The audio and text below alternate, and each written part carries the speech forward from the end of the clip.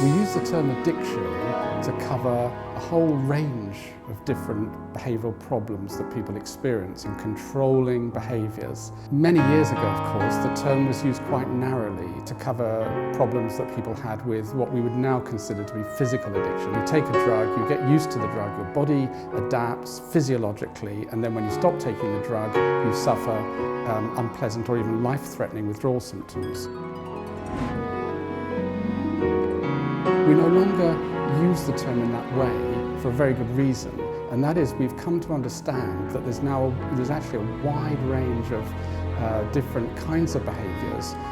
which fall into this broad category that we want to call addiction, because the real problem is not the withdrawal symptoms per se, but it's what happens to the person's free will, if you will, what happens to the choices that they make, the behaviours that they engage in. We now recognise that addiction covers things that don't even involve drugs, gambling for example, some forms of internet use, and even issues such as eating disorders or obesity. So there is this general term that we're now using to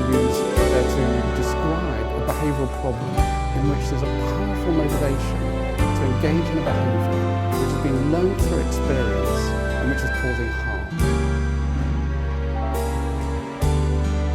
The way that society treats them affects the problems that the users experience. So for example, when you have something like alcohol dependence or addiction to cigarettes, both of which comprise behaviours which are essentially illegal, then you've got a different set of problems than if you're trying to deal with